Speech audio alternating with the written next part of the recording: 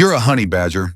Good luck to everything else. You start off the size of a potato, hairless, helpless, eyes closed, basically a squeaky raisin.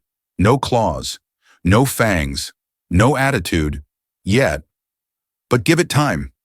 You're in a burrow, tucked beside your mother, who is part ninja, part chainsaw, and 100% don't mess with me. She's the only reason you're alive. She hunts for you, feeds you, protects you from snakes, jackals, and any idiot who thinks a baby honey badger looks like an easy meal. Spoiler, it isn't. You grow fast. Your teeth come in. Your fur thickens. Your little body starts filling with something. Not rage. Not exactly. More like weaponized confidence. You start to hiss, growl, bite things just to see what happens. One day you bite a rock. It hurts. You bite it again. And somehow that tells us everything we need to know. You're not here to be soft. You're not here to be liked. You're a honey badger, and soon the rest of the world's going to find that out the hard way. Most animals learn caution. You learn violence, not strategic violence, not self-defense, just bite it and see what happens energy. A snake slithers by, you bite it. A tortoise, you bite it. Your own tail by accident, you still bite it, because in your little honey badger brain, one rule rules them all. If it moves, I challenge it. If it doesn't, I bite it anyway. Your mom doesn't stop you. She's too busy digging tunnels, stealing food from bigger predators, and reminding jackals why she's not to be messed with. So you watch, you learn, and then you do the exact same thing, but louder. You start practicing your growl. It's not cute. It sounds like a blender full of gravel and spite. One day, a monitor lizard twice your size hisses at you. Instead of backing off, you lunge. You get thrown 5 feet. You get up and lunge again. That's the moment the savannah quietly updates its threat list. You're small. You're unhinged. You're coming in teeth first and thinking later, if ever. You are officially a honey badger now, and nobody is emotionally prepared for that. You don't eat like a normal animal. You eat like someone lost a bet. What's on the menu today? Oh, just venomous snakes, beehives full of angry bees, porcupines, maybe a scorpion or two for dessert. You don't hunt things because they're easy. You hunt things because they fight back. Cobra hisses, you hiss louder. Cobra strikes, you take the hit, pass out for a bit, and then wake up and finish eating it. Yes, that's real. You literally nap off venom like it's a food coma. And bees, you love bees. Not because they taste good, but because they guard honey, and you love honey more than you love breathing. You don't wear protection. You don't have a plan.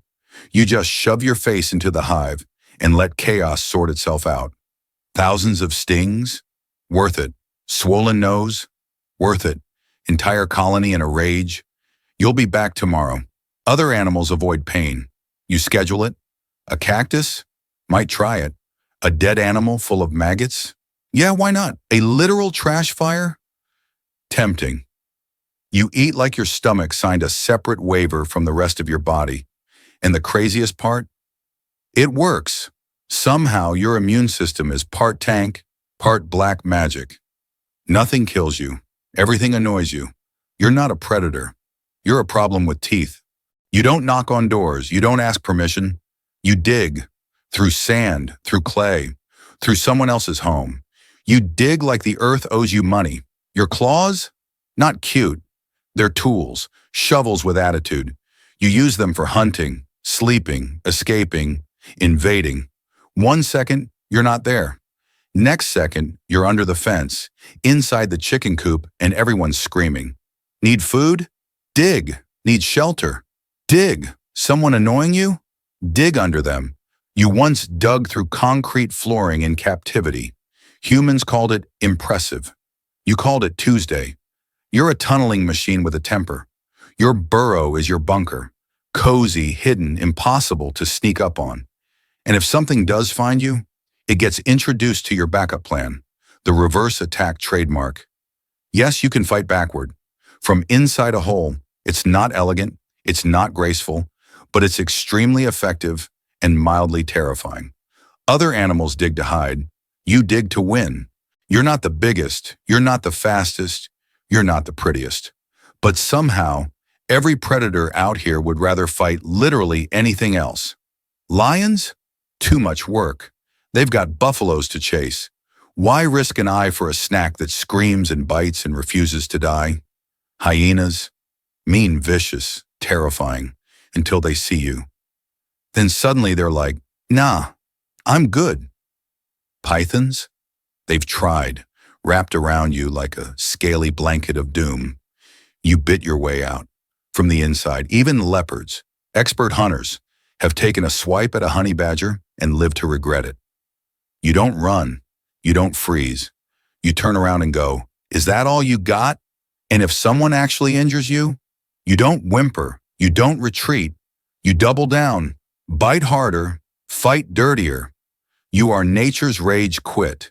You are the final boss with zero loot. You're not feared because you're dangerous. You're feared because you're unpredictable. No one knows what you'll do, including you. So everything hates you, and honestly, that's exactly how you like it. You're not part of a pack. You don't have a crew. There's no squad of Unmatched showing up in slow motion to back you up. It's just you, always, and that's exactly how you like it. Other animals need social bonds to survive. You need space, privacy, and the occasional fight to stay sharp. You don't trust, you don't cuddle, you don't do small talk. If something walks too close, you growl.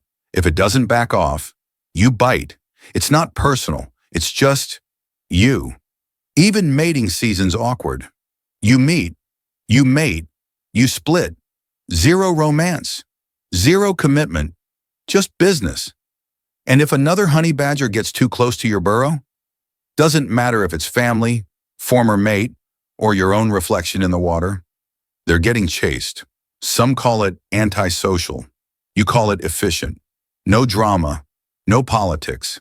Just eat, fight, dig, sleep, repeat. And honestly, the only thing worse than fighting for your life is relying on someone else to do it for you. You were born solo, you'll die solo. And between those two moments, you'll raise hell. Let's be clear, you get hurt, a lot. You take hits, you get bitten, clawed, stung, slammed, and sometimes straight up tossed across the savannah. Most animals would stop, would retreat, would learn something.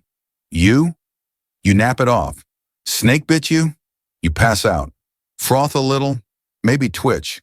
Then you wake up, pissed, and eat the snake anyway. Bee swarm, face swollen like a balloon. Doesn't matter. You'll be back at the hive tomorrow. Round 2. Porcupine quills stuck in your snout. You yank them out. Growl at the moon. Keep going.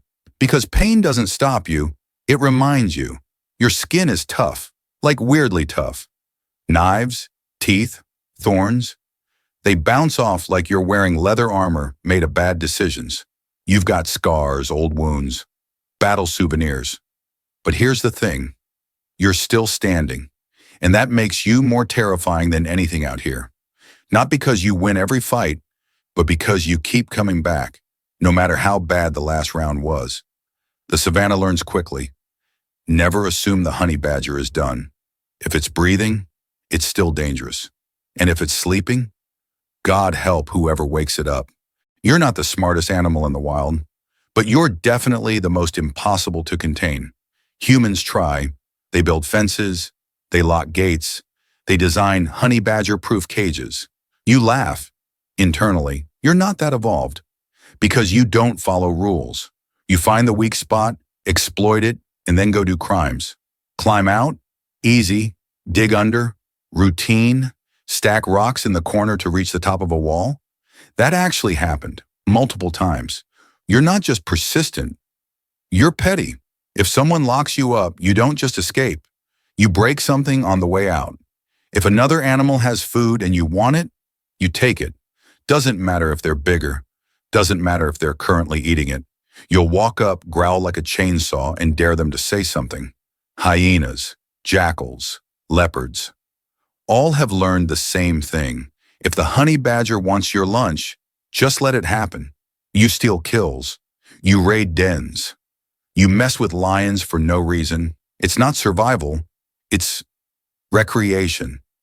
And if you do get caught, cool, you'll escape. Again. And probably leave a mess behind just to make a point. You are not a problem to be solved. You are a glitch in the system. You don't run. That's your whole brand. You fight. You bite. You break the laws of nature and walk away smug. But even you, yes, you have a line. It's a very blurry line, often ignored, occasionally trampled, but it's there. Like, say, a pack of hyenas, 10 of them, and they're not laughing, or a pride of lions with something to prove, or a bushfire, or, let's be honest, a really bad day where you're still sore from yesterday's cobra and someone steps on your tail. In those rare moments, your brain pauses, just long enough to go, okay, let's not. And then, boom, you run, not in fear, in tactical disrespect. You don't flee. You relocate the conflict to a time and place of your choosing. Strategic retreat. Call it whatever you want. You disappear into a burrow, or a thorn bush, or straight into the next confrontation, because let's be honest, you're not done being chaotic. You don't run because you're weak. You run because a dead badger bites nothing. So you live to fight another day, and probably ruin someone else's tomorrow. One day it'll happen. You'll take your last bite, last growl, last glorious middle claw to the universe. You'll lie down in some sun-baked burrow or patch of dirt and simply stop. No drama, no slow motion, just the end. And the world, it keeps going. The jackals sniff around cautiously. The snakes slither by suspiciously. Even the lions take a respectful look like, thank God that one's finally gone. But here's the thing, you never needed to live forever, because now you're a story, a lesson, a cautionary tale whispered by wildebeests to their young. Don't poke that hole. It could be a honey badger. Your scars stay in the ecosystem. Your tunnels still exist. Your legend outlives your footprints. And somewhere out there, another little black and white potato with teeth is being born. Maybe it'll bite a snake. Maybe it'll steal from a leopard. Maybe it'll get stung, pass out, wake up, and keep chewing.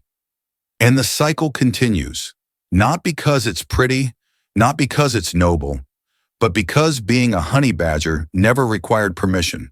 You came, you clawed, you conquered. And even when you're gone, everything still remembers not to mess with your kind.